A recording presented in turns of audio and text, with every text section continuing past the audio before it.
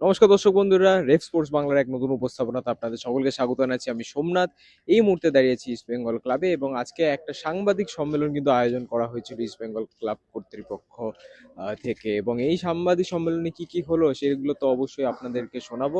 আমরা রেকর্ড করেছি রেফ স্পোর্টস বাংলার পর্দা আপনাদের জন্য, অবশ্যই আপনারা সেটা শুনবেন। কিন্তু যদি একটা জিস্ট দিতে হয় এই সাংবাদিক সম্মেলনে সংক্ষেপে যদি বলতে, তাহলে ইস্ট বেঙ্গলে যে 22 বছরের যে ট্রফি খরা ছিল এবং তারপরে জাতীয় লিগ তোলা, এবং এই যে পুরো একটা প্রসেস, কিভাবে ইস্ট বেঙ্গল ক্লাব উপেক্ষা করেছিল বাধা বিপত্তি, কিভাবে ইনভেস্টর এসছে, ইনভেস্টর গেছে, এবং এই এখন বর্তমান ইনভেস্টর যে ইমামি, তাদের ভূমিকা এবং ইস্ট বেঙ্গল ক্লাবের ভূমিকা সমস্ত নিয়ে কিন্তু একটা প্রেস কনফারেন্স আজকে অবশ্যই ছিল। এবং এখানে কিন্তু বলতে পারেন যে আমরা একটুখানি পুরোনো জমানায় ফিরে গেলাম, যেখানে ইস্ট বেঙ্গল ক্লাব এককালে ট্রফিতে একেবারে ট্রফির পর ট্রফি ঢুকছিল ময়দানের ইস্ট বেঙ্গল তাঁবুতে। কিন্তু তারপরে একটা খরা, যদিও তারা বেশ কিছু ট্রফি জিতেছে এই সময়টাই 22 বছরের সময়, কিন্তু আই লিগ বা বলতে পারেন যে ন্যাশনাল লিগ, সেটা কিন্তু ইস্ট বেঙ্গল জেতেনি। আইএসএল এ পদার্পণ করার পর ইস্ট বেঙ্গল বেশ বাজেভাবে স্ট্রাগল করেছিল, ইনভেস্টার সমস্যা চলছিল, টিম বিল্ডিং এর দিক থেকে প্রবলেম চলছিল। কারণ আপনারা জানেন যে আইএসএল এসে কিন্তু পুরো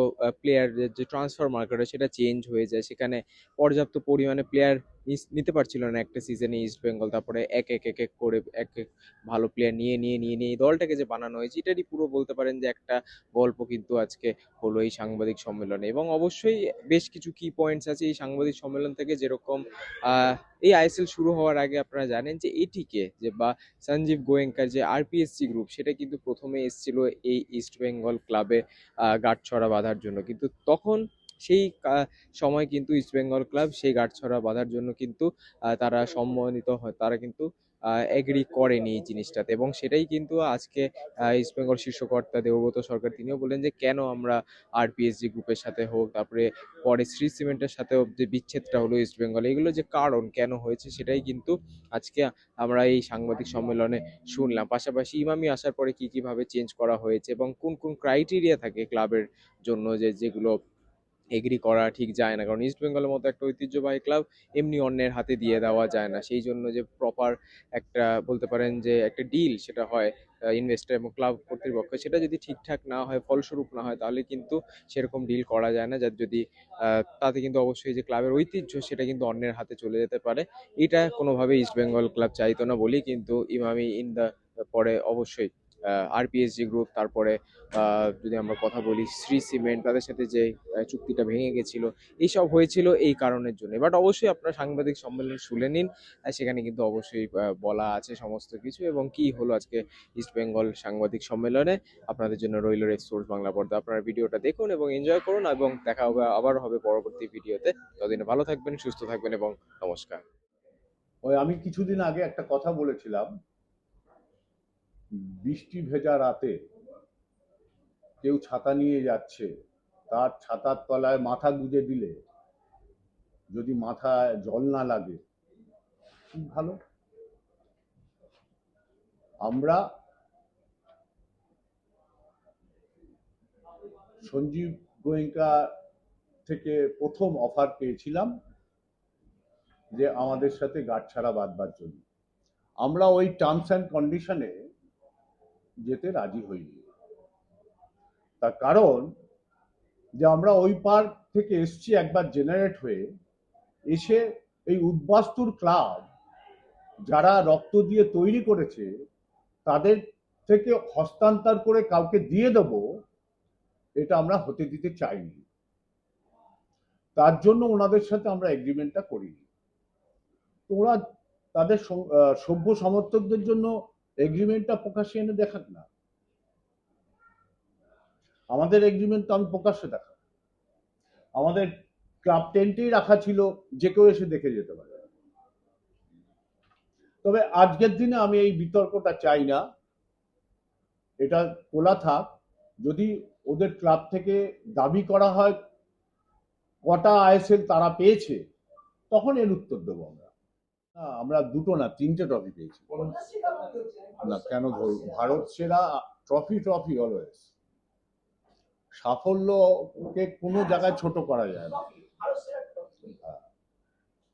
আমি সেদিনও বলেছি, আজকে বলেছি, এই ক্লাব যারা প্রতিষ্ঠিত করেছিল 1920 সাল থেকে, যাদের রক্ত দিয়ে তৈরি করা ক্লাব, আমরা তাদেরকে উৎসর্গ করলাম। এই ক্লাব তৈরির সময় আপনারা কে জানেন জানি না, আমি দেশবন্ধু চিত্তরঞ্জন দাস ছিলেন, রবীন্দ্রনাথ ট্যাগর ছিলেন, আশুতোষ মুখার্জি ছিলেন, আরও ঋষিরা ছিল এখানে। তাদের থেকে শুরু করে প্রতিষ্ঠাতা আমরা সবাইকে এই ট্রফি উৎসর্গ করেছি। যারা এই বলিদান হয়েছেন দীর্ঘ 100 বছর ধরে, তাদেরকে উদ্দেশ্য করে আমরা এই ট্রফিকে উৎসর্গ করেছি। বিশেষ করে মনে পড়ে আমার, যেহেতু দেখা, আমি যাদের দেখিনি তাদের স্মরণ করলাম, যে পল্টুদা, জীবনদা, স্বপনদা, এরকম মানুষরা কিভাবে ক্লাবকে, যেমন পল্টুদা প্রথম ভারতবর্ষে ফুটবলের চাঁদা তুলে হবে না, উনি ফিল করেছিলেন ফার্স্ট, কিংফিশারের সাথে গাঁটছড়া বেঁধেছিলেন। আজকে দেশ কেন, পৃথিবী জুড়ে একই জিনিস চলে। তো সেই জন্য ওনাদেরকে আজকের দিনে আমরা সবাই খুব মিস করছি। মোহনবাগানের সচিব কি সভাপতি বলেছে তাদের চারটে? বলেছে কি? তারা আগে ব্যক্ত করুক তারা কটা পেয়েছে, তার উত্তর তখন দেব।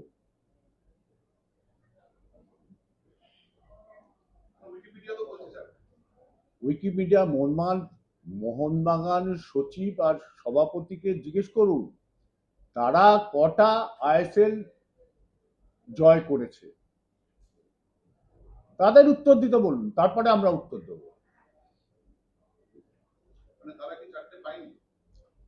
সেটা তো আপনার ভাবার ব্যাপার, তারা পেয়েছি কি পায়নি। আমরা তো বলছি যে মোহনবাগান সভাপতি, সচিব কেউ বলুক তারা কটা পেয়েছে।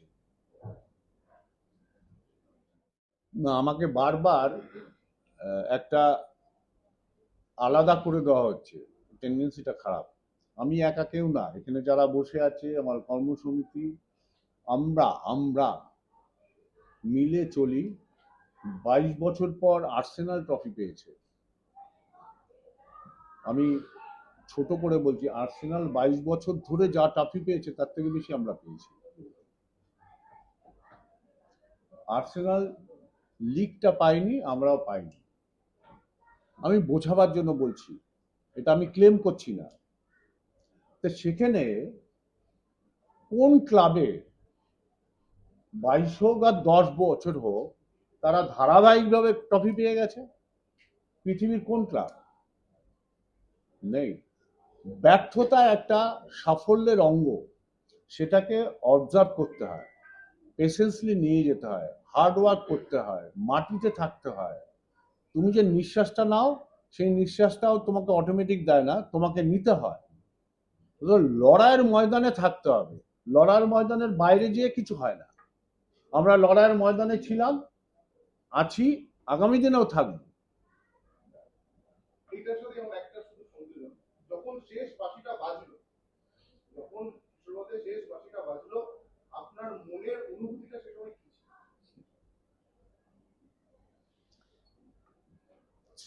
আমার কোটি কোটি সমর্থকদের যা ছিল আমার তাই ছিল, আমি তো একজন সমর্থক।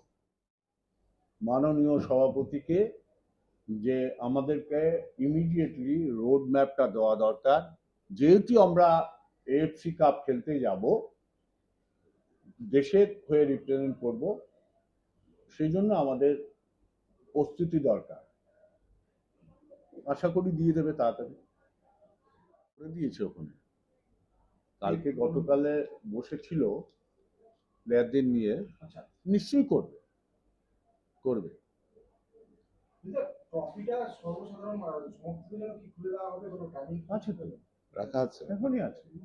ট্রফিটা ক্লাবে, না না মানে ট্রফি বাক্স করে কোনো জায়গায় যায় না।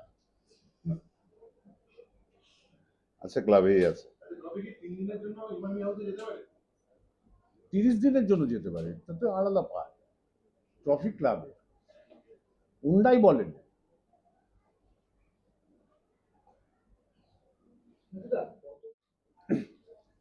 আমরা এই আইএসএল 2 বছরের ভিতরে জিততে পারি, জিতবো বলেছিলাম, হ্যাঁ ঘটনা।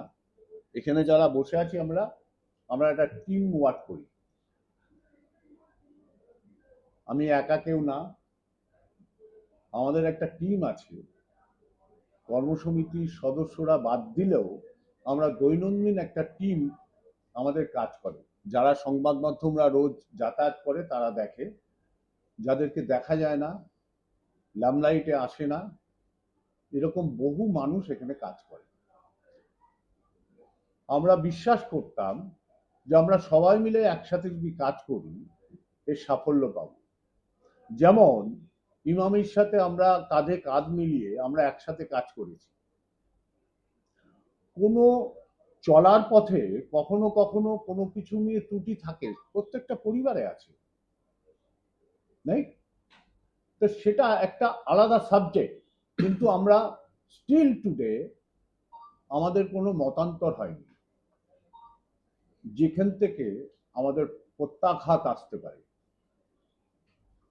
এই শক্তিটাই আমাদের কাজ করেছিল। প্লাস এই বছর বিশেষ করে আমরা বিভাস আগরওয়াল, সন্দীপ আগরওয়াল, ইমামির আদিত্যজি এবং মনীষজি, এই চারজনকে আমি বিশেষ করে বলবো যে এরা আমাদের যে বক্তব্যটাকে গুরুত্ব দিয়েছিল যে আমরা কি টিম চাই, এবং পাশাপাশি তারা আমাদেরকে যে যে জবগুলোর কথা বলেছিল আমরা উভয়ই সেই জবগুলো পালন করেছি।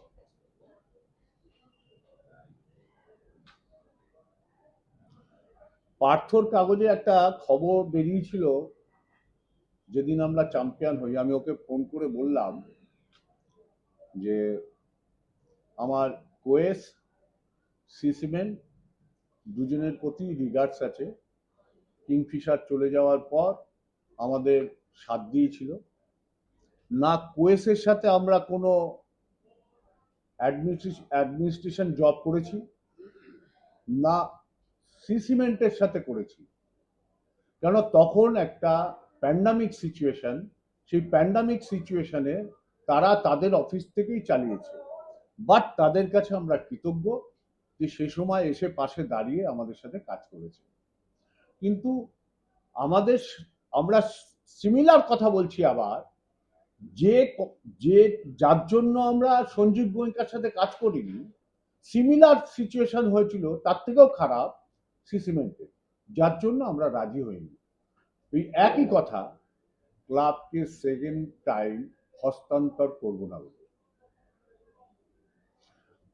তখন যারা সংবাদ মাধ্যম, কোনো মানুষ ভুল বুঝেছিলেন, আমি বিরোধিতা করেছেন বলবো না, তারা আজকে বুঝছে যে তখনকার সিদ্ধান্তটা ক্লাবে কত সঠিক ছিল। আমি সবসময় বলেছিলাম একটা সার্কেল, আমরা সার্কেলের ভিতরে আছি, ঠিক আসবে জায়গাটা। অপেক্ষা করতে বলেছিলাম 2 বছর 3 বছর, যে আমরা নিজেদের পায়ে দাঁড়িয়ে নিজেরা ট্রফি নিয়ে আসবো। আজকে মনে হয় সংবাদ মাধ্যমদের কোনো বন্ধু এই প্রশ্ন করার আর অবকাশ থাকবে না। চাইছিল কখনো বিক্ষিপ্তভাবে, তা আমাদের মনে হলো যে আমরা একসাথে সব সাংবাদিক বন্ধুদের নিয়ে আড্ডায় বসে তাদের প্রশ্নের উত্তর কিংবা আলাপচারিতা করার একটা সুযোগ তৈরি করে নিই। আমি আমাদের দল, ক্লাব, সবার তরফ থেকে সকল সাংবাদিক বন্ধুদের, তাদের হাউসকে নমস্কার জানাই যে আমাদের সাথে কোঅপারেট করেছেন। আমাদের ব্যাড টাইম বলুন, দুঃখের বলুন, কোটি কোটি সমর্থকদের সে আবেগ, যেটাকে আমরা তাদের আবেগকে মূল্য দিয়ে জায়গায় যে পৌঁছাতে চেষ্টা করেছি, সেটা সবার কাছে আপনারা পৌঁছে দিয়েছেন, তার জন্য ধন্যবাদ। আমি যে সকল সাংবাদিক বন্ধুরা আমার কাছে কিছু প্রশ্ন জানতে চাইছিল তাদেরকে বলি এক এক করে তাদের বক্তব্য রাখলে তার উত্তর দেওয়ার চেষ্টা করব। কোনো ক্লাবের কি হয়েছে সেটা নিয়ে আমাদের ক্লাব অগ্রসর হবে না। আমাদের ক্লাবের জাতীয় ক্যাম্পে জয়েন করেছে, আনোয়ার ছাড়া সবাই জয়েন করেছে। তার কারণ আনোয়ারের একটা ইনজুরি আছে, সবাই জানে। আনোয়ার ব্যাপারটা আগের থেকেই তাদের কাছে ব্যক্ত করা হয়েছিল। বাকি দেখা যাবে ইনজুরি কি হলে কি হবে, ইনজুরি তো পার্ট অফ দ্য গেম। এখানে দেখুন দেশের স্বার্থ, সেখানে ফুটবলার না 100% দেশের ফুটবল না এগোলে ক্লাব ফুটবল অস্তিত্ব থাকবে না। দেশের ফুটবলকে অগ্রগতি দিতেই হবে, এটা আমাদের পরম্পরা, আমরা সেই রাস্তাতেই হাঁটব। কিন্তু অস্কার ভবিষ্যৎ অস্কার ভবিষ্যৎ ইস্টবেঙ্গল ক্লাব অস্কার বুজোকে রাখতে চায়, সেটা তো সংবাদ মাধ্যমে বেরিয়েছে। অস্কার বুজো আসবে, গোয়াতে গেছে, এসে কথা বলবে বলেছে ম্যানেজমেন্টের সাথে, দেখা যাক। তবে আমরা অতি আগ্রহী অস্কার বুজো যাতে থাকে। আমি